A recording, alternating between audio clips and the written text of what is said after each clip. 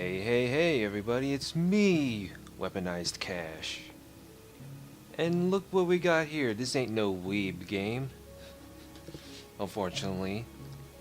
It's called The Monster Inside, an audio-visual novella. And so this is basically the visual novel, but no weebness involved, by Random Seed Games.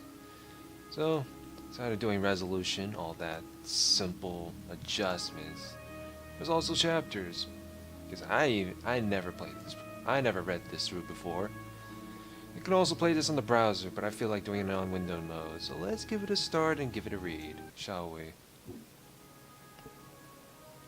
Because why not? My head pounded, ears still ringing slightly. Some of the worst nightmares I'd had in years left me feeling like I'd been punched in the jaw. But just like any other day, I dragged myself to the office, so he's going to work, which is all fine and dandy. Okay, I can't go to...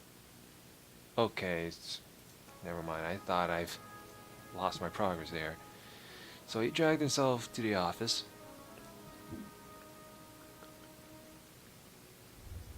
There was another notice on the door from Mayor Benetti's office. Permits out of date. They didn't like me much and were trying to drown me in paperwork. It was a slow month, weeks since I had any real case to work on, so I passed the time pacing the office, smoking and staring at the mirror in the corner, safely covered with an old bed sheet. So, we got a nice little background here. We got an office, ashtray, a little smoking around. Don't know what is at that corner over there next to the bookshelf. I don't dare look at my own reflection. I'm too afraid of what I might see. Afraid someday I might have to face what I really am. The girl came in so quiet I nearly choked on my cigarette. Mister, please, you gotta help me, mister.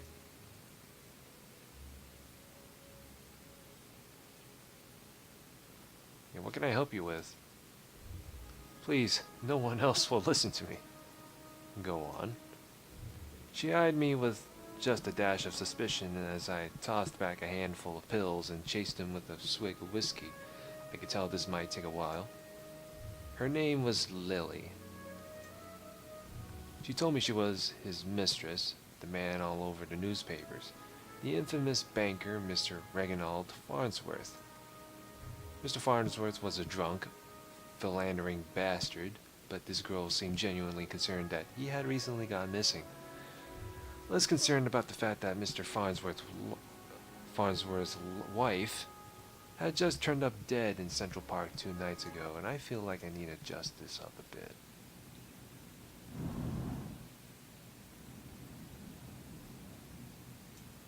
There we go. This might work out well. Turned up dead in Central Park 2 nights ago. You don't understand. He just could have done it.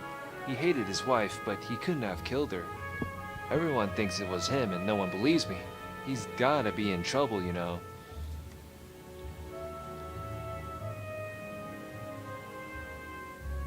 I ain't saying I believe you, but what makes you think he's in danger, though? Well, Jack, just call me Jack. Jack, whoever did that to his wife must have been the one who took him. He would have never left without me. He promised me. I'm sure Mr. Farnsworth promised this poor girl a lot of things. Please, the cops won't listen to me and they want to bring him in on charges. You gotta prove it wasn't him before they find him. Honestly, I doubt they are in too much of a hurry. Farnsworth had practically the entire police force in his deep pockets, probably why they hadn't found much yet. If they found him and brought him in, it would be due to public pressure. Sometimes a mob with pitchforks is more dangerous than one man with money. It could be.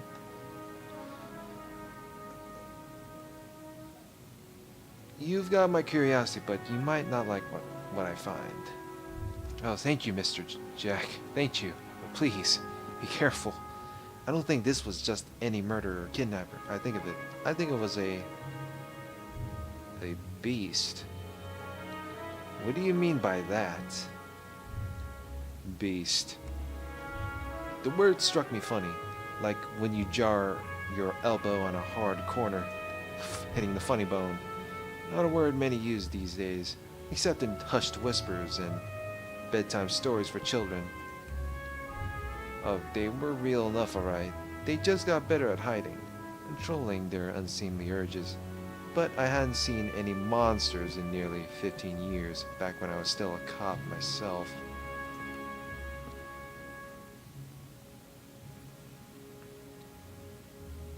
Well, that's definitely an interesting theory.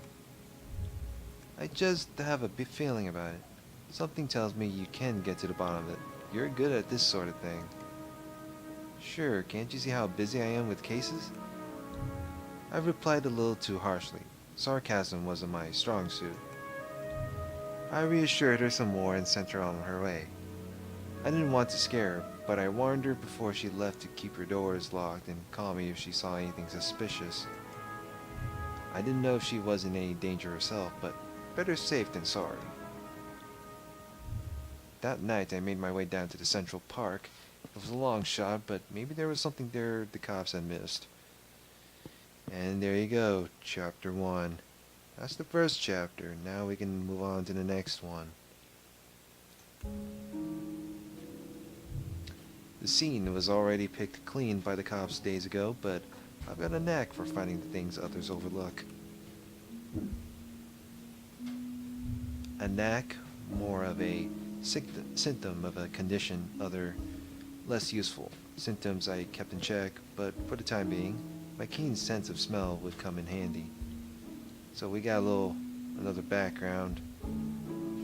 Bit of, I forgot what they call it. It's like fireflies or some sort hanging around on the lamppost. The guy murdered around the scene at the park. Anyway, keen sense of smell would come in handy. It was faint, but I could smell it before I even approached the police line. The sense was less of a thing and more of an emotion. Seduction. A strangely familiar smell, huh? I expected the scent of trepidation or maybe even outright fear, but Mrs. Farnsworth seemed to have been at the height of pleasure when she left this world. I don't know how I should feel about this. Brought new meaning to a crime of passion. Somebody's been passionate about things. Pushing the thought from my mind, it was time to get down to business. Investigate the scene. So what we should do is look at the marks. A burn mark on a nearby tree caught my eye. I ran my finger along his length and felt a chill down my spine. This wasn't just any burn mark. This was the mark of an ancient magic. It's doubtful the cops would have picked up on it. Could Lily have been right? Something unnatural was at play here. But I was no stranger to the strange. So we investigate the burn marks. Now the only thing left, from what I can remember, is this. Muddy footprints everywhere. Difficult to pick out anything from the prints the cops left behind in their haste. But the cops don't wear $2,000 pairs of Carquinos. What is that?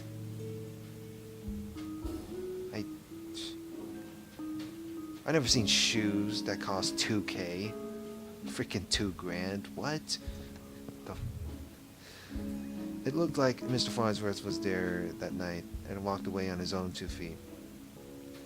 Maybe there are shoes that cost over not 10K. There could be a possibility, and if I look it up on Google or some shit. It looked like Mr. Farnsworth was there that night and walked away on his own 2 feet. After looking around for a while longer, I realized the park had given up all it was hiding from me, so I trudged back to my apartment, and my head hit my pillow like it owed me money. So second chapter was done. Next one. The next morning I was reeling from another bout of ghoulish nightmares, but I tried to hide my discomfort when I saw Lily was already sitting outside my office. She waited wordlessly as I unlocked the door and ripped out another notice from the mayor's office. I motioned for her to step inside. Seemingly afraid of what I might say, she finally worked up the courage to ask, "So what did you find?" What?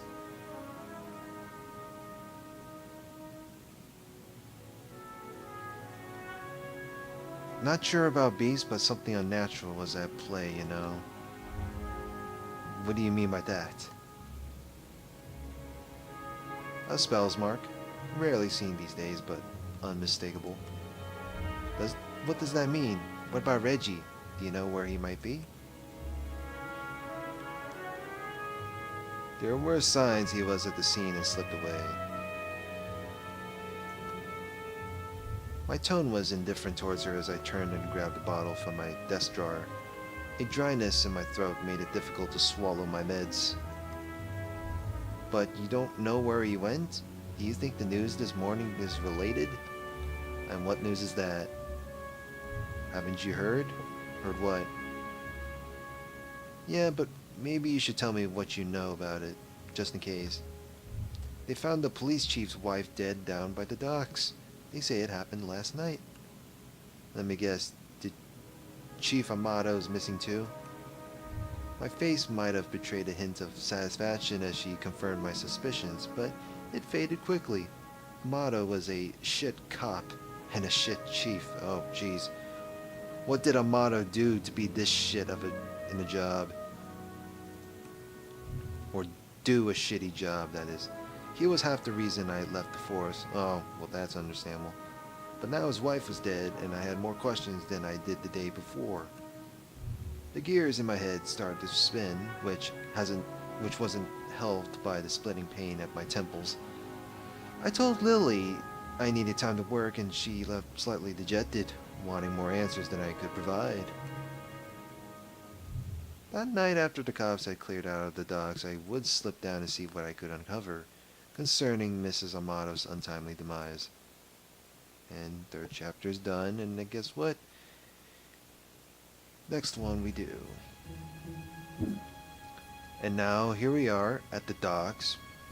As you can see, there's the scene of the crime. Show at the middle, a little kind of dock, looks like a T, and something on the ground. I forgot. What is that black stuff? I don't know.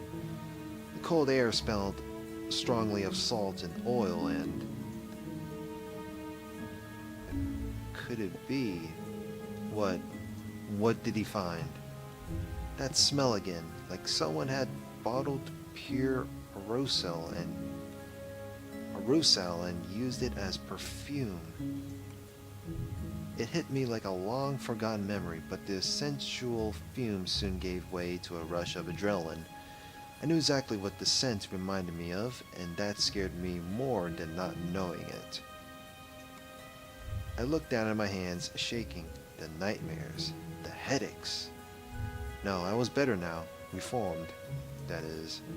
I had to focus, no jumping to conclusions, follow the evidence, and immediately investigate the scene. Wait a minute, what? You mean to tell me oh, there's one. There's one. There, just there, the smallest piece of purple fabric, torn and caught in the splinter of a board. Well, it was hiding there somewhere. The police report didn't say anything about Mrs. Amato wearing purple, and it was certainly of a quality that you wouldn't expect down here. Don't see too many high society types around flaunting royal purple threads.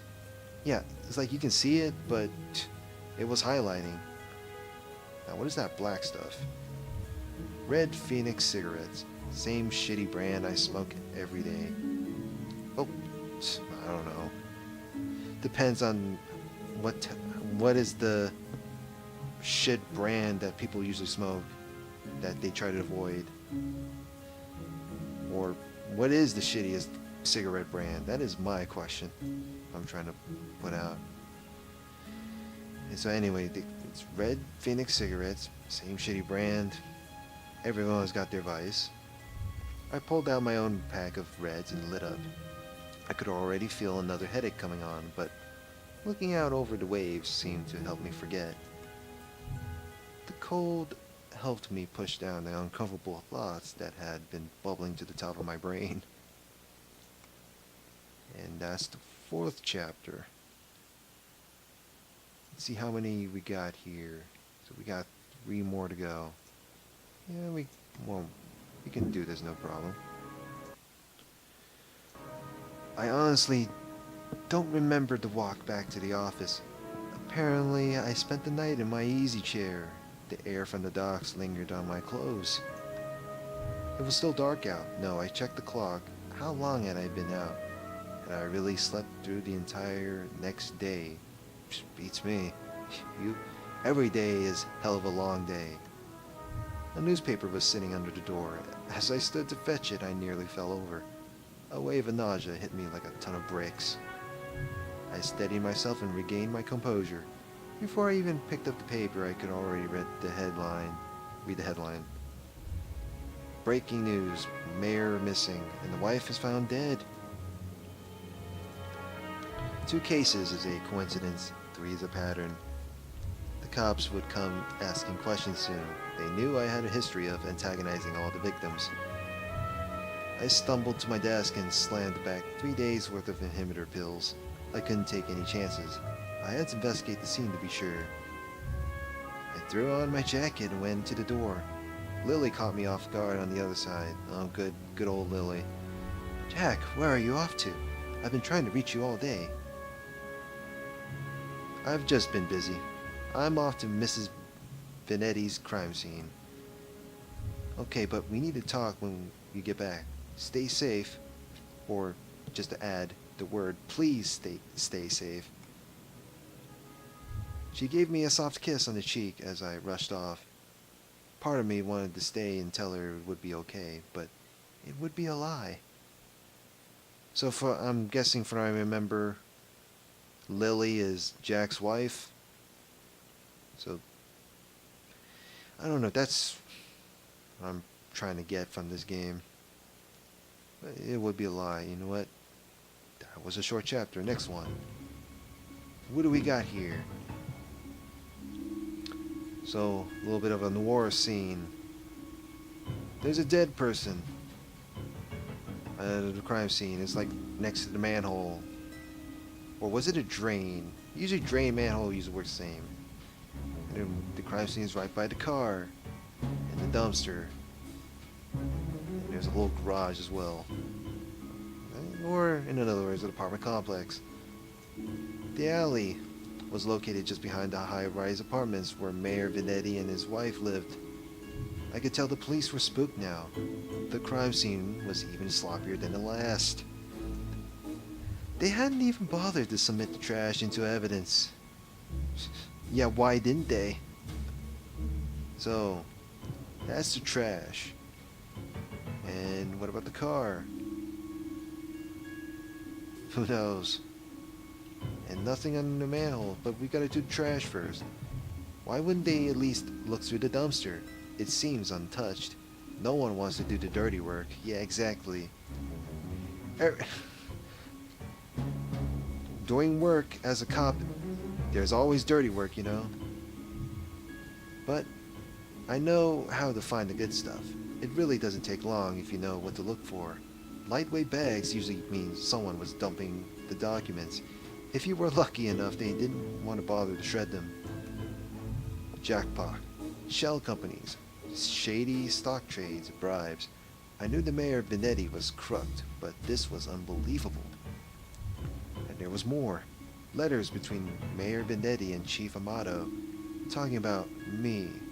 How they were trying to get me shut down. They didn't like me snooping around crime scenes all the time. Well, they weren't here to stop me snooping around this one, that's for sure. Now we got more info. By getting the documents that is thrown in the trash. Let's look at the car. Venetti's car. If he's still alive, why wouldn't he have left in his car? Exactly. It didn't make any sense. I honestly wasn't too motivated to find him, but the stakes were too high, and my bet was edging towards the unthinkable. As I searched around for anything that might assuage my fears? Assuage, as I don't know how you pronounce the word. I'm not sure if I got it right. Assuage my fears. I caught the scent again. It overwhelmed my other senses with undulating pleasure. It was intoxicating. A weapon used on the weak-willed. A weapon I knew all too well, though it had been many years since I had used it. Was there another like me? Was I being framed after all? It wasn't possible, was it? I don't know. It could be a theory. I was taking my inhibitors. I was reformed. But the nightmares, the headaches, the memory lapses. I couldn't even trust myself. I started walking back out the alley when something shiny caught my eye. A watch. Not just any watch, though. My watch. What's that doing there? How long had my wrist been bare? Surely I had just dropped it when I first came down the alley.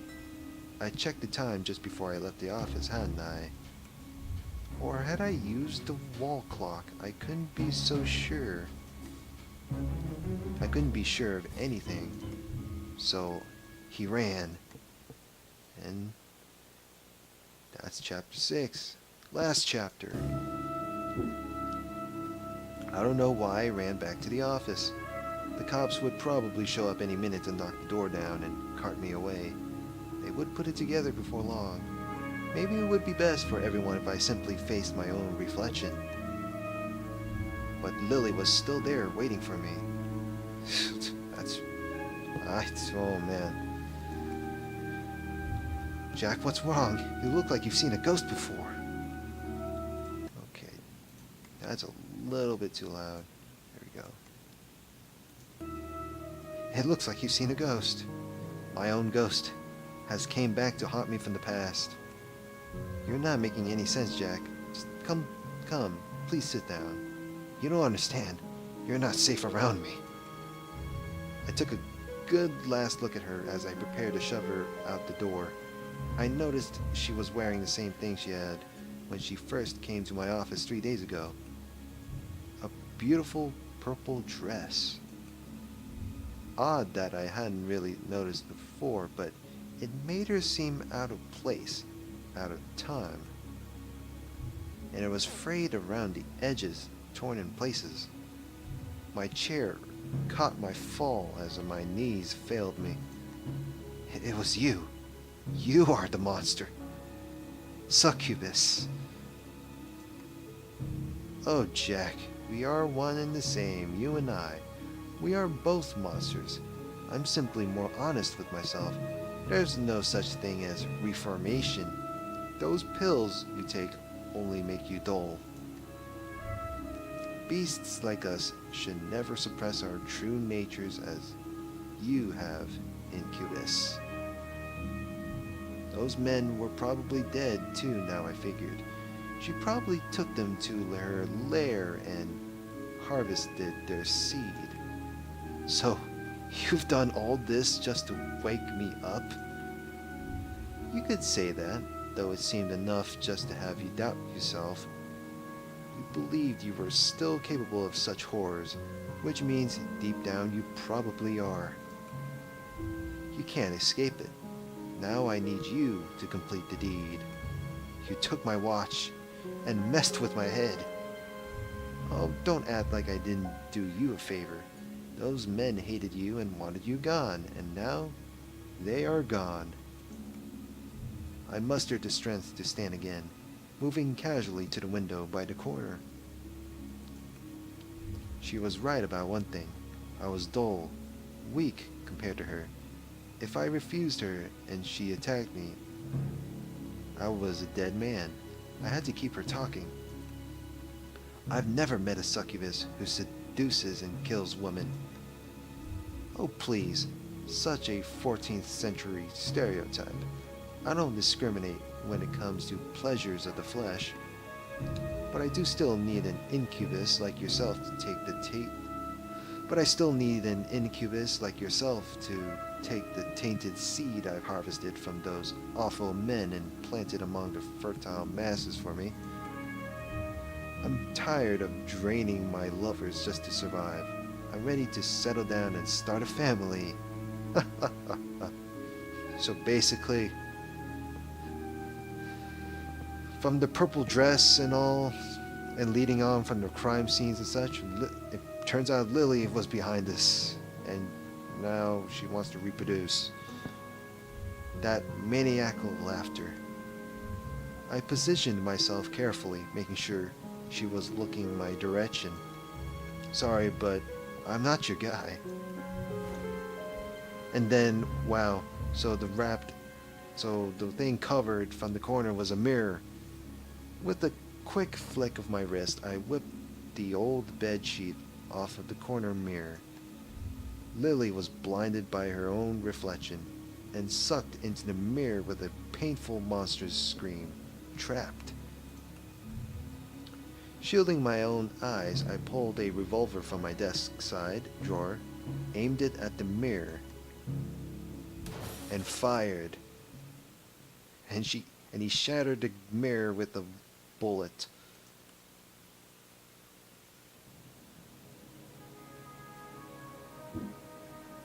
And that ended. More from Random Seed Games. We got, so there's Lacuna Passage and Time Frame, but I don't think I'm interested in these two games. Now, I'm kind of unsure what happened on that in the ending. Did he manage to kill off the succubus after he shot the mirror? Or actually no, what he did was uncover the mirror. Then the mirror sucked the succubus in, trapping her, and then he pulled out the gun and shot the mirror so she won't come out of that mirror. So what did he do after that? Did he throw out the mirror in the trash? Or is he gonna like retire or something? I don't know. But that was it for this very short visual novel, The Monster Inside. So, hope you guys enjoy this. Like, comment, and subscribe. See you guys later. Have a good one.